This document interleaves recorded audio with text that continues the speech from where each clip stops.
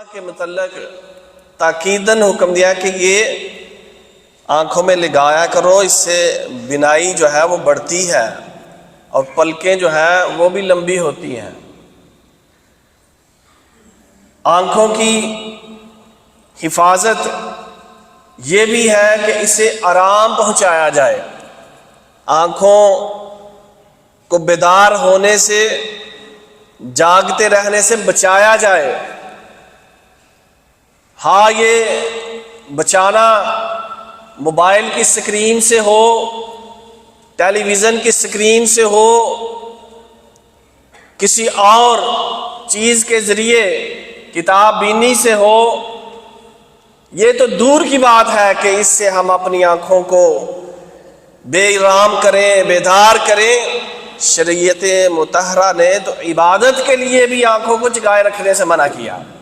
عبداللہ بن عمر بن عاص رضی اللہ عنہما جو دن بھر روزہ رکھا کرتے اور رات بھر عبادت کیا کرتے، ان سے نبی مکرم صلی اللہ علیہ وسلم نے فرمایا فَإِنَّ لِجَسَدِكَ عَلَيْكَ حَقًّا، عبداللہ تمہارے جسم کا تم پر حق ہے، اس کو آرام دو۔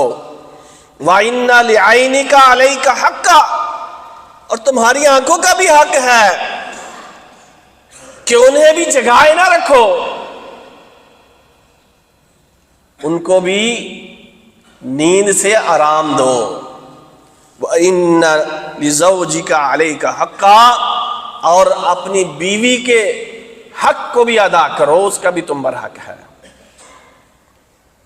ہماری پیاری شریعت چاہے جائے کہ ہم اللہ کی نافرمانی میں آنکھوں کو بے آرام کرتے پھرے، عبادت میں بھی نہیں چاہا کہ اس کو بے آرام کر کے نقصان پہنچاؤ۔ سبحان اللہ۔ اور پھر ہر نعمت کے متعلق فرمایا ثم لتسألن یومئذ عن النعیم، اس روز قیامت کے روز تم سے ہر نعمت کے بارے میں باز پرس ہوگی، پوچھا جائے گا۔ اور ان السمع والبصر والفؤاد کل اولئک کان عنہ مسئولا، اور بالخصوص اللہ تعالیٰ نے ان تین چیزوں کے متعلق فرمایا تمہارے کان، تمہاری سماعت، تمہاری بصارت، تمہاری آنکھیں اور تمہارا دل، ان سب کے متعلق تم سے اللہ تعالیٰ پوچھے گا، سوال کرے گا، ان کو کہاں استعمال کیا، اللہ کی فرما برداری میں یا اس کی نافرمانی میں۔ اور اگر ہم اس کو اللہ کی نافرمانی میں استعمال کریں گے تو اللہ تعالیٰ قادر ہے اس چیز پر، کس پر؟ فرمایا وَلَوْ نَشَاءُ لَطَمَسْنَا عَلَىٰ أَعْيُنِهِمْ فَاسْتَبَقُوا الصِّرَاطَ فَأَنَّىٰ يُبْصِرُونَ، کہ ہم اس کی آنکھوں کو مٹا کر اندھا کر دیں۔ اللہ اس پر قادر ہے کہ نہیں؟ بینائی چلی جاتی ہے نا، ایکسیڈنٹ ہوا، آنکھ بظاہر بالکل ٹھیک ہے، کوئی اس میں چیز نہیں ہے، لیکن پیچھے سے اللہ نے بینائی کھینچ لی اور موتیا آ گیا، یہ ہو گیا، وہ ہو گیا، بینائی دن بدن ختم۔ اللہ تعالیٰ فرماتا ہے یہ میری نافرمانی میں اس کو استعمال کرتا ہے، میں اس چیز پر قادر ہوں کہ اس کی آنکھوں کو مٹا کر اس کو اندھا کر دوں، اور پھر یہ راستے کی طرف دوڑے تو پھر کہاں دیکھ سکے گا؟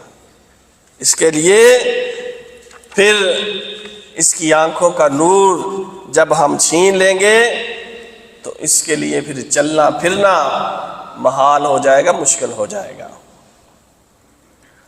امام ابو حازم بن دینار وہ فرماتے ہیں کہ آنکھوں کا شکر کیا ہے؟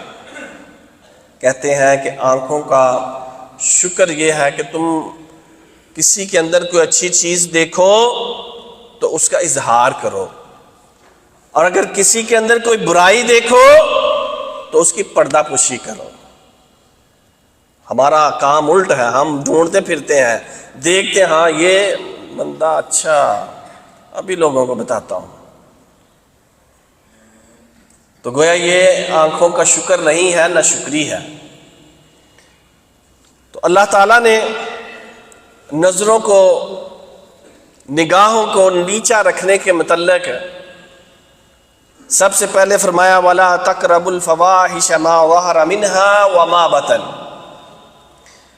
کہ دیکھو جو بے حیائی ہے، جو بدکاری ہے، وہ ہاں کھلی ہے یا چھپی ہے، ظاہر ہے لوگوں کے سامنے ہے یا بند کمرے میں ہے، اس کے قریب بھی مت جاؤ، اس کے پاس بھی مت پھٹکو۔ جب تمہیں پتہ چل جائے کہ یہاں برائی ہے تو پھر اس طرف قدم مت اٹھاؤ، اس طرف مت جھانکو، اس طرف مت دیکھو۔ اس لیے اللہ تعالیٰ نے مومن مردوں کو اور عورتوں کو بھی حکم دیا کل للمؤمنین یغضوا من ابصارہم، اے نبی صلی اللہ علیہ وسلم مومن مردوں سے کہہ دو کہ اپنی نگاہوں کو نیچا رکھا کریں، اپنی نگاہوں کو نیچا رکھیں، اور وَيَحْفَظُوا فُرُوجَهُمْ، اور اپنی شرمگاہوں کی حفاظت کریں، ذَلِكَ أَزْكَىٰ لَهُمْ، یہ ان کے لیے بہت زیادہ پاکیزگی کا باعث ہوگا، ان کے لیے عفت و عظمت اور اپنی عزت کو محفوظ رکھنے کا یہ ذریعہ ہے کہ اپنی نگاہوں کو نیچا رکھیں۔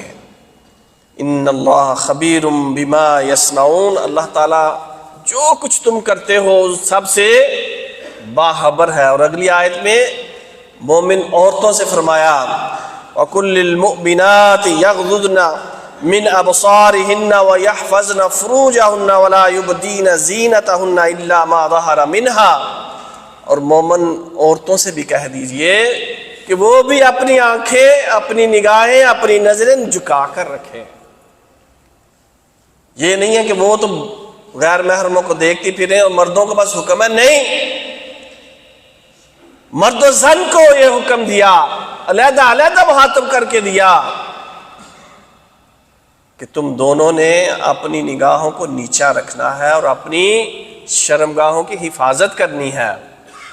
اور عورتوں کو بالخصوص مزید فرمایا وَلَا يُبْدِينَ زِينَتَهُنَّ، اور اپنی جو زینت ہے اس کو ظاہر نہ کرتی پھرو، اس کا اظہار نہ کرتی پھرو، یوٹیوب پہ ٹک ٹاک پہ آ کے کھلے کھلے گلے پہن کے فحاشی اور عریانی اپنی زینت کو ظاہر نہ کرو، الا ما ظہر منہا، اس کے سوا کہ جو خود بخود ظاہر ہو جائے، جس کا چھپانا جو ہے مشکل ہو، سوائے اس کے تمہیں اس بات کی اجازت نہیں ہے کہ تم اپنی زینت کو بازاروں میں یا موبائل کے کیمرے کے آگے کھڑے ہو کر ظاہر کرتی پھرو۔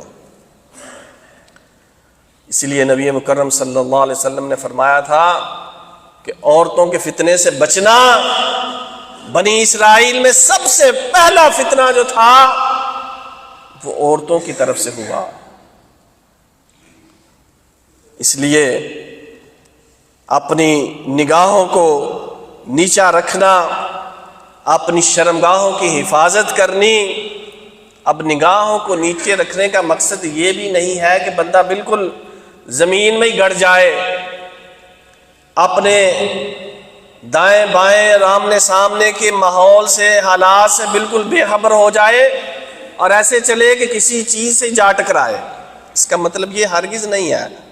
اس کا مطلب یہ ہے کہ جو غیر محرم ہیں ان کی طرف تم نے جن چیزوں کو دیکھنے سے اللہ نے اور اس کے رسول نے منع کیا ہے ان سے اپنی نگاہوں کو نیچا کر لو، ان کی طرف نہ دیکھو۔ اور یہ دیکھنا، نبی مکرم صلی اللہ علیہ وسلم نے فرمایا ان اللہ کتب علی ابن آدم حظہ من الزنا، کہ اللہ تعالیٰ نے لکھ دیا ہے ابن آدم کہ زنا میں سے اس کے لیے ہر ایک چیز کا حصہ لکھ دیا ہے، اس کے جسم کے ہر اعضاء کا حصہ. ادرک ذالک لا محالہ، جس کو وہ لا محالہ ضرور پائے گا، ضرور وہ زنا اس سے ہوگا. اور پھر ہر اعضاء کا زنا بتاتے ہوئے فرمایا فَزِنَا الْعَيْنِ النَّظَرُ، اور آنکھ کا زنا یہ ہے دیکھنا، غیر محرم کو دیکھنا، یہ آنکھ کا زنا ہے. اور پھر آگے سب اعضاء کا، کہ آنکھ کا زنا یہ ہے، کان کا زنا فحاشی اور عریانی اور فحش گوئی کو سننا، گانے سننا. اور پھر قدموں کا اس کی طرف چل کے جانا، یہ قدموں کا زنا.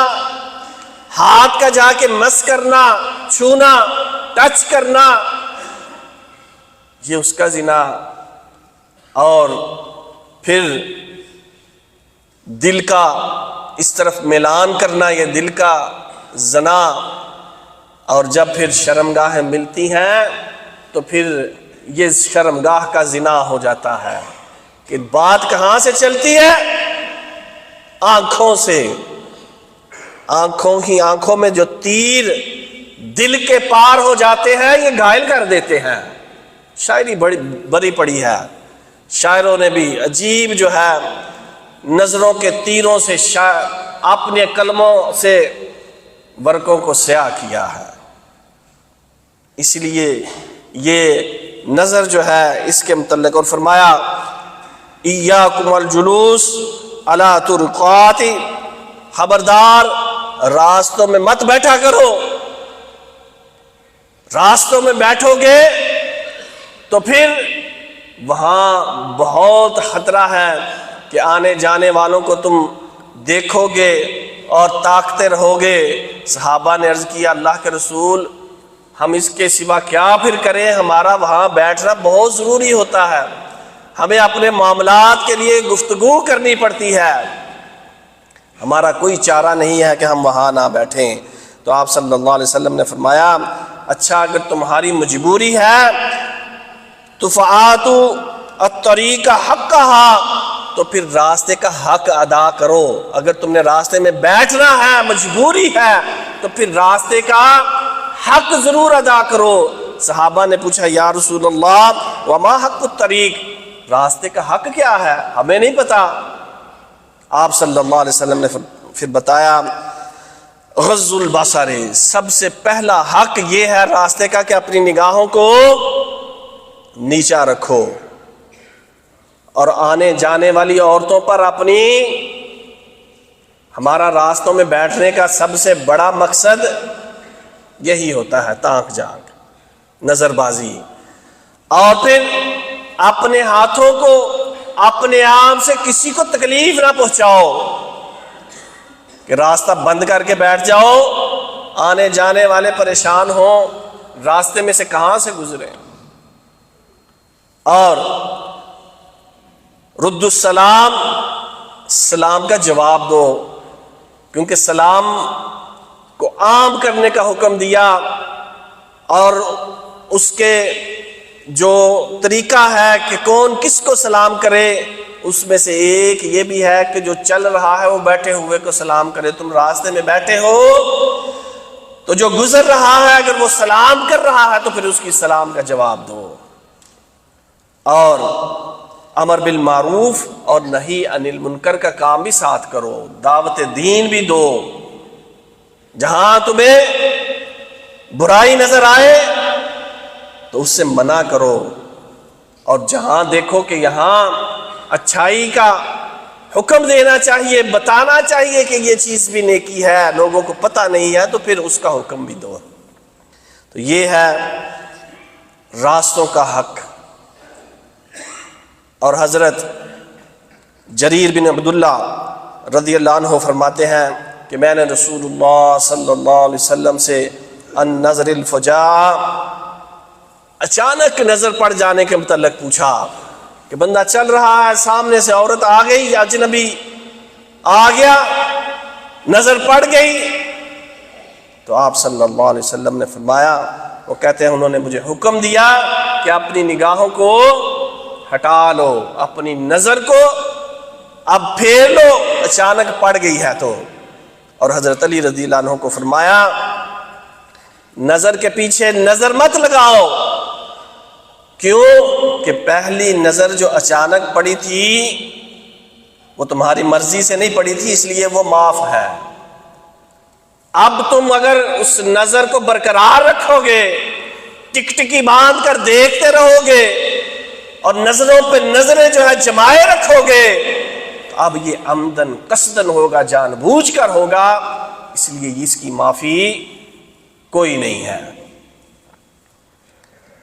بلکہ کسی کے گھر میں تانک جان کرنا نبی مکرم صلی اللہ علیہ وسلم کا یہ اسوہ، یہ طریقہ تھا کہ آپ صلی اللہ علیہ وسلم جب کسی کے دروازے پر جاتے، ناک کرتے، السلام علیکم کہتے اور ایک طرف ہو کر کھڑے ہوتے، دروازے کے بالکل سامنے نہیں کہ جیسے ہی دروازہ کھلے اور اندر نظر جائے اور دیکھ لیا جائے کہ ان کے گھر میں کون کون رہتا ہے، شاید کوئی سامنے غیر محرم عورت ہو، اس پر نظر پڑ جائے، وہ بے پردہ ہو، آپ صلی اللہ علیہ وسلم کا اسوہ ایک سائڈ پہ کھڑے ہو کر، اور ایک اعرابی آپ صلی اللہ علیہ وسلم کے گھر کے اندر ایک سوراخ سے جھانک رہا تھا،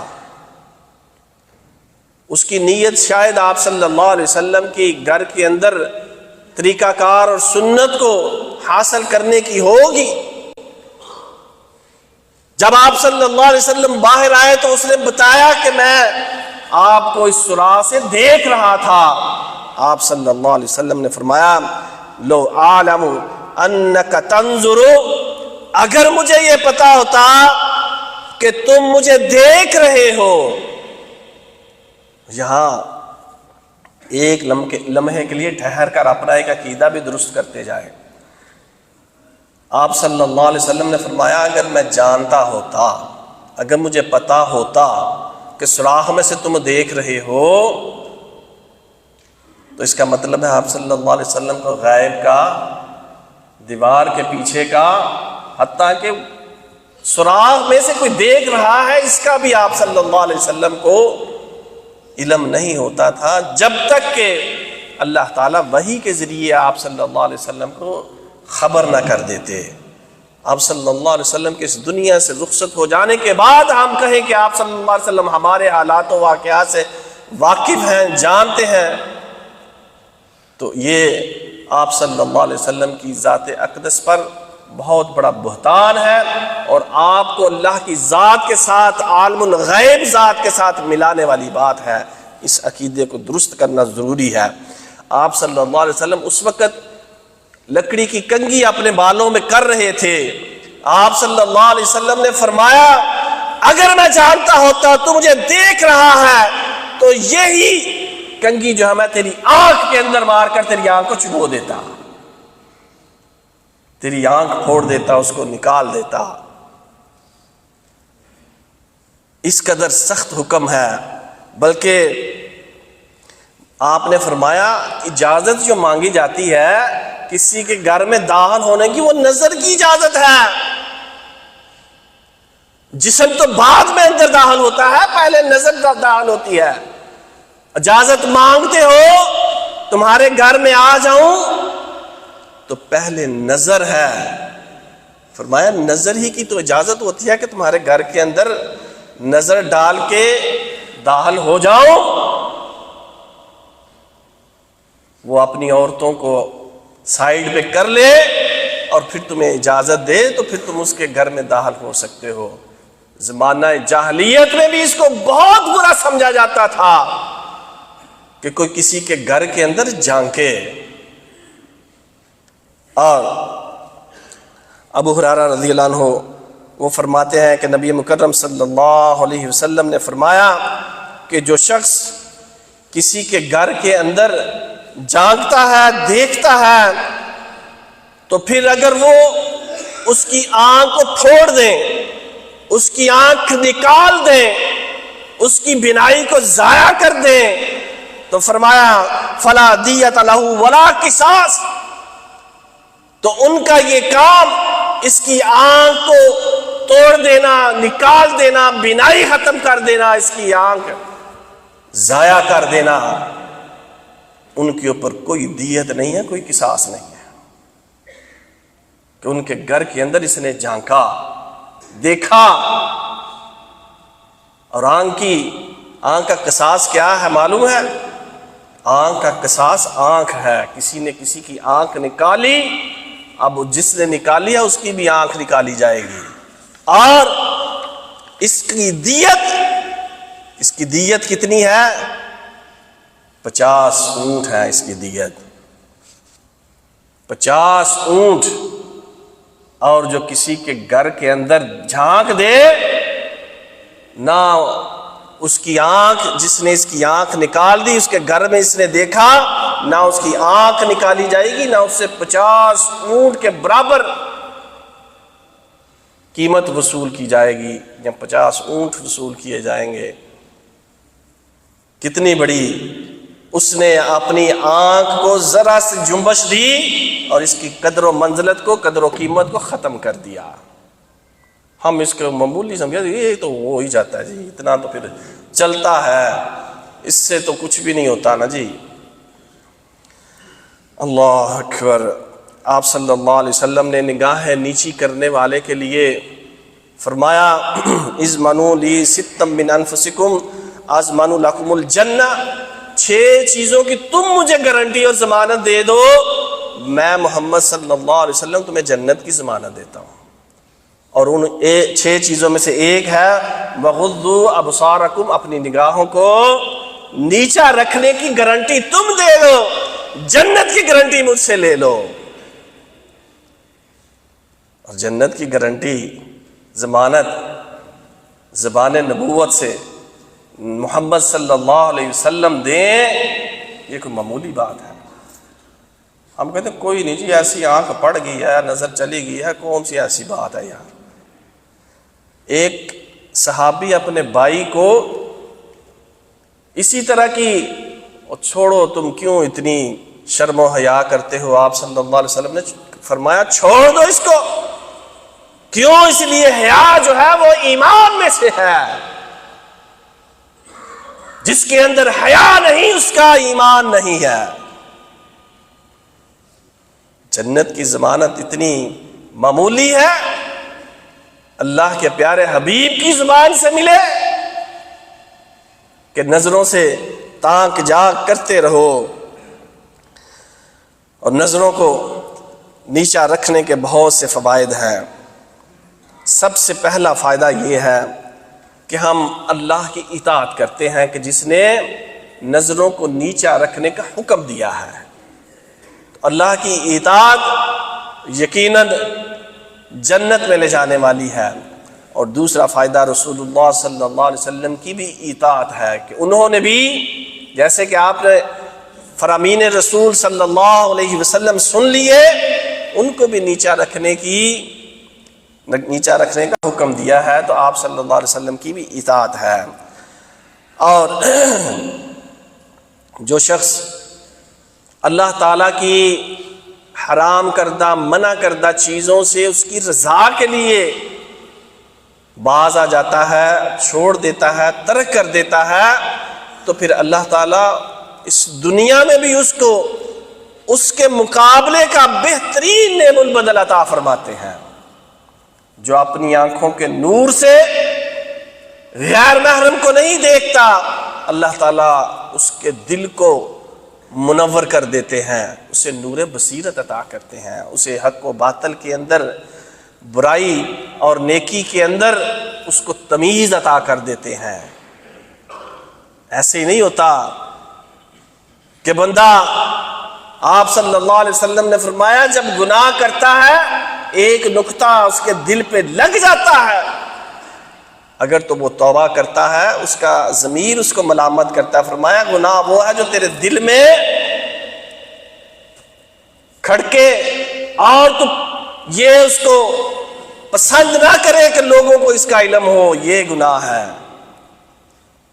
اور جب گناہ پہ گناہ کرتا چلا جاتا ہے، ضمیر مردہ ہو جاتا ہے، دل سیاہ ہو جاتا ہے، پھر برائی نہ کیا، اس میں کون سی ایسی بات ہے، یہ تو ہو ہی جاتا ہے، اس میں کون سی بڑی بات ہے، پھر ایسی باتیں۔ لیکن جو اس سے باز آتا ہے، اللہ تعالیٰ اس کو نور بصیرت عطا کرتا ہے، وہ چھوٹی چھوٹی معمولی جو برائیاں ہیں اس سے بھی پھر وہ بچنے کی کوشش کرتا ہے اور بچتا ہے۔ اور یہ نگاہوں کو نیچا رکھنا اپنی شرمگاہ کی حفاظت کا سب سے بڑا ذریعہ ہے، کہ نگاہیں نیچی رکھنے کا اللہ نے حکم دیا، اور پھر اس کے فوراً بعد اللہ تعالیٰ نے اپنی شرمگاہوں کی حفاظت کا حکم دیا، کہ جس کا مطلب یہ ہے نگاہوں کو نیچا رکھو گے تو تمہاری شرمگاہیں بھی بدکاری اور زنا سے محفوظ رہیں گی۔ اور پھر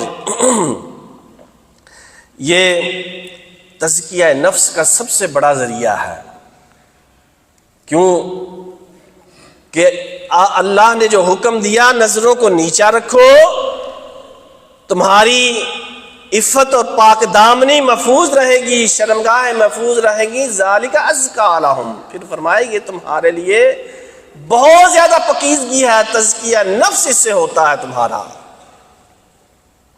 بندہ برائیوں سے بچتا چلا جاتا ہے۔ اور یہ نگاہیں نیچی رکھنا یہ اللہ تعالیٰ کی نعمت کا شکر ادا کرنا بھی ہے، کہ جس نے یہ بینائی، یہ آنکھوں کا نور عطا کیا، تو اس نے فرمایا قُلْ هُوَ الَّذِي أَنشَأَكُمْ وَجَعَلَ لَكُمُ السَّمْعَ وَالْأَبْصَارَ وَالْأَفْئِدَةَ، کہ اللہ تعالیٰ ہی تو ہے وہ ذات کہ جس نے تمہیں پیدا کیا، تمہاری سماعت، تمہارے کان بنائے، اور تمہاری آنکھیں بنائی، اور تمہارا دل بنایا، قلیلا ما تشکرون، لیکن تم میں بہت تھوڑے ہیں جو ان کا شکر، ان کی نافرمانی کر کے نہ شکری ہی کرتے ہیں۔ اگر ہم ان کو اللہ کی فرما برداری میں رکھیں گے تو یقیناً یہ اس کا شکرانے نعمت ہوگا۔ اور حسن بن مجاہد رحمہ اللہ فرماتے ہیں نظریں نیچی رکھنا یہ اللہ کی محبت کا بہت بڑا ذریعہ ہے، اور نگاہیں نیچی رکھنا یہ فتنے کی پہلی کھڑکی کو بند کرنا ہے۔ بندے کو غیر محرم کے ساتھ جو فتنہ برپا ہونے والا تھا، اس کی پہلی سیڑھی، پہلی کھڑکی اس نے ادھر ہی بند کر دی۔ اگر اس کو کھولے گا تو پھر وہ سیڑھیاں چڑھتا چلا جائے گا، کھڑکیاں کھلتی چلی جائیں گی، اور جیسا کہ میں نے حدیث آپ کو بیان کر دی، وہ بلاہر پھر اس کی انتہا شرمگاہوں کے ملنے زنا پر ہوگی۔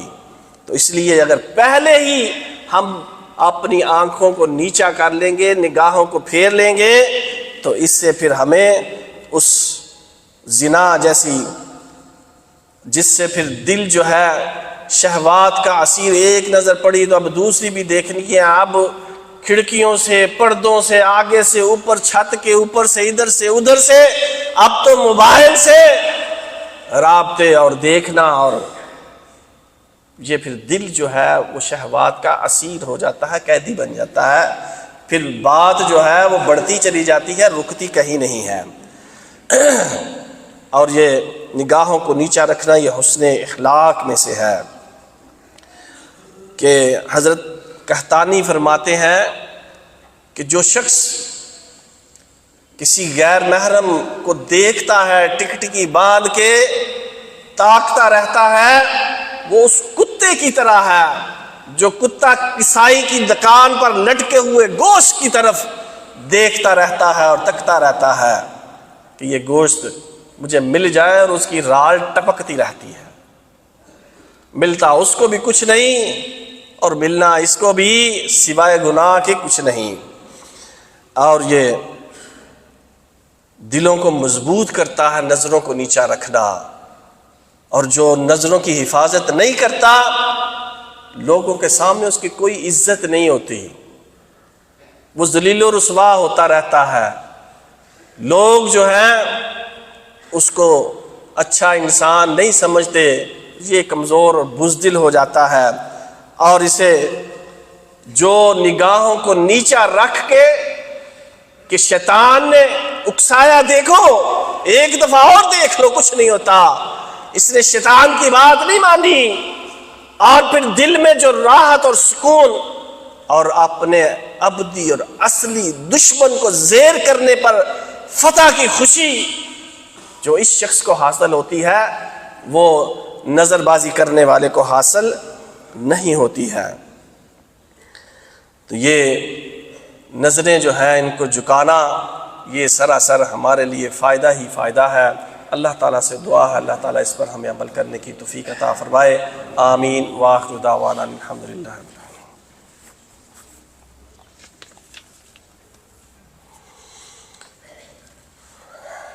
ان الحمد للہ نحمده ونستعینه ونستغفره ونعوذ باللہ من شرور انفسنا ومن سیئات اعمالنا، من يهده اللہ فلا مضل له ومن يضلله فلا ہادی له۔ نگاہوں کو نیچا رکھنے کا علاج یا طریقہ یا طریقے چند ایک کہ نبی مکرم صلی اللہ علیہ وسلم نے فرمایا کہ اگر تم میں سے کوئی شخص طاقت رکھتا ہو، استطاعت رکھتا ہو شادی کرنے کی، نکاح کرنے کی، تو اس کو یہ کر لینی چاہیے۔ کیوں؟ فرمایا فَإِنَّهُ أَغَضُ لِلْبَصَرِ وَأَحْسَنُ لِلْفُرُوجِ، کہ یہ نگاہوں کو نیچا رکھنا جو ہے، یہ شادی جو ہے یہ نگاہوں کو نیچا رکھنے میں فائدہ دیتی ہے، کہ بندے کو جو طلب ہوتی ہے نظریں اٹھا کے ادھر ادھر جھانکنے تانکنے، اور پھر اس کے بعد جو اس کی آخری حد ہے، اللہ تعالیٰ نے نکاح سے اس کو ایک عورت دے دی، اب اس کو تانکے جھانکے دیکھے، اس کی مرضی ہے، اس کی چیز ہے، اللہ نے اس کو عطا کر دی ہے، اس کے اندر اس کے لیے فائدہ ہی فائدہ ہے کہ نظروں کو یہ جھکا کے رکھ دیا، اب غیر محرم کی طرف یہ نظریں نہیں اٹھیں گی۔ اور پتہ ہے اس کے باوجود بھی جس کی نظریں اٹھتی ہیں، شادی شدہ جو زانی ہے، اس کی سزا، اللہ اکبر، یہ بھی بندہ اپنے ذہن میں ذرا لے آئے نا، تو یہ بھی نگاہوں کو نیچا کرنے میں معاون ثابت ہوتی ہے، کہ بھیانک سزا، کہ تب تک اس کو پتھر لگتے رہیں گے جب تک وہ مرے گا نہیں۔ اللہ اکبر، یہ بھی بندہ اپنے ذہن میں رکھے۔ اور بندہ یہ آیت کریمہ یعلم خائنۃ الاعین وما تخفی الصدور، سی سی ٹی وی کیمرہ سے ہم بچتے پھرتے ہیں کہ کہیں کوئی غلطی نہ ہو جائے، کہیں لگے ہوئے ادھر لکھا ہوتا ہے یہاں آپ کو واچ کیا جا رہا ہے، ہم احتیاط سے وہاں سے چلتے ہیں، کوئی ایسی حرکت نہ ہو جائے۔ اور اگر بندہ یہ والی آیت کریمہ کہ اللہ تعالیٰ تو تمہاری آنکھوں کی خیانت کو بھی جانتا ہے، اور دلوں کے اندر جو تم نے چھپا رکھا ہے تمہاری نیتوں کو بھی جانتا ہے، بندہ اگر یہ سوچ لے تو پھر اس کی نگاہیں کون دیکھ رہا، کسی نے دیکھ لو یار، ایک بار اور، دو بار اور، تین بار اور، اللہ جو اندھیری رات میں، اندھیرے غار میں، کالے پتھر پر چلنے والی کالی چونٹی کو دیکھ بھی رہا ہے، اور اس کے چلنے کی سرسراہٹ کو سن بھی رہا ہے، وہ اللہ مجھے دیکھ رہا ہے۔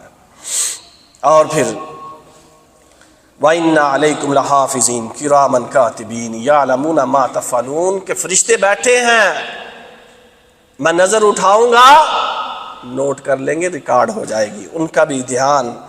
اور ایسی جگہوں پر جانے سے بندہ بچے، حد الوسع کوشش کرے کہ ایسی جگہیں جہاں نظر بازی کا جو ہے وہ خدشہ ہو، جیسے بازار یا ایسے علاقے، بالخصوص جن ملکوں میں، جن علاقوں میں عورتوں کا اپنے لباس کے بارے میں کوئی ذمہ داری کا احساس نہیں ہے، اس جگہوں سے بندہ بچے۔ تو یہ بھی نظروں کو بچانے کا جھکانے کا بہت بڑا ذریعہ ہے۔ اور پھر مکافات عمل کہ بندہ یہ سوچ لے کہ آج جس کی ماں بہن اور بیٹی کو میں دیکھ رہا ہوں، کل کوئی میری بھی ماں بہن بیٹی اور بیوی کو دیکھے گا۔ اور اللہ کا ذکر، نفل نمازیں، ان کا اہتمام، اور سب سے بڑھ کے دعاؤں کا التزام۔ وقال ربکم ادعونی استجب لکم، اللہ سے دعا مانگو، اللہ ضرور تمہاری دعا کو قبول کرے گا۔ نبی مکرم صلی اللہ علیہ وسلم نے بہت سی دعائیں ہمیں سکھائیں۔ اللہم انی اعوذ بک من شر سمعی من شر بصری من شر لسانی من شر قلبی ومن شر منیش۔ اور فرمایا اللہم اصلح لی سمعی و بصری، اللہم رحمتک ارجو فلا تکلنی لا نفسی طرفۃ عین، اللہم طہر قلبی من النفاق وعملی من الریاء ولسانی من الکذب وعینی من الخیانہ فإنک تعلم خائنۃ الأعین وما تخفی الصدور۔ یہ دعائیں بندہ جو ہے ان کا اہتمام کرے، التزام کرے، تو پھر یہ نظروں کے جو تیر ہیں، نظر بازی جو ہے، یہ اس سے پھر بندہ ضرور محفوظ رہے گا۔ اللہ تعالیٰ سے قبولیت کی ان ساتوں میں دعا، یا رب العالمین ہمیں اپنی نظروں کی حفاظت کرنے کی توفیق عطا فرما۔ ہم اس سے نہیں بچ سکتے سوائے تیری توفیق سے، تیری دی ہوئی عطاعت سے، تیری طاقت سے۔ ہم ان نظروں کو جھکانے میں تب ہی کامیاب ہوں گے اگر تو چاہے گا۔ یا اللہ ہمیں نگاہوں کو نیچا رکھنے کی توفیق عطا فرما، شرمگاہوں کی حفاظت کرنے کی توفیق عطا فرما۔ یا اللہ ہر قسم کے کبیرہ صغیرہ گناہوں سے یا اللہ بچنے کی توفیق عطا فرما، اعلانیہ چھپے گناہوں سے بچنے کی توفیق عطا فرما۔ یا رب العالمین جو پریشان ہیں ان کی پریشانیاں دور فرما۔ بہت سے لوگ پریشان ہیں، دعاؤں کے لیے کہتے ہیں، یا اللہ سب کی پریشانیاں دور فرما۔ جو یہاں بیٹھے ہیں، جہاں نہیں بیٹھے، یا اللہ سب کی پریشانیاں دور فرما۔ یا اللہ جو جمعہ پڑھنے آئے ہیں ان کی نیک جائز جو حاجات ہیں حاضرین کی وہ پوری فرما۔ یا رب العالمین جو ان کے ساتھ معاملات ہیں ان میں آسانی پیدا فرما۔ یا اللہ جو مقروض ہیں ان کو قرض اتارنے کی توفیق عطا فرما، جو بے اولاد ہیں ان کو نیک صالح اولاد عطا فرما۔ یا رب العالمین جو اس دنیا سے ایمان کی حالت میں چلے گئے، یا اللہ تو انہیں قبر کے عذاب سے محفوظ فرما۔ یا رب العالمین جہاں جہاں مسلمانوں پر ظلم و ستم ہو رہا ہے تو ان کی مدد اور نصرت فرما، بالخصوص غزہ کے مسلمانوں کی، یا اللہ فلسطین کے مسلمانوں کی مدد فرما۔ یا اللہ ان یہودیوں کو، یا اللہ اس اسرائیل کو صفحہ ہستی سے مٹا۔ سبحان ربک رب العزت عما یصفون والسلام علی المرسلین والحمد للہ رب العالمین۔ اقم الصلاۃ۔ السلام علیکم ورحمۃ اللہ وبرکاتہ۔ ناظرین اکرام، اسلامک ٹی وی اس چینل کو ابھی تک جنہوں نے سبسکرائب نہیں کیا ہے، برائے مہربانی اس چینل کو سبسکرائب ضرور کریں، اور ہر دن کی اپڈیٹ کے لیے اس کے ساتھ ہی ایک بیل، ایک گھنٹی کا نشان آئے گا، اسے آپ ضرور پریس کریں اور اسے دبا کر آپ ہمارے ساتھ تعاون فرمائیں۔ جزاک اللہ خیر۔ السلام علیکم ورحمۃ اللہ وبرکاتہ۔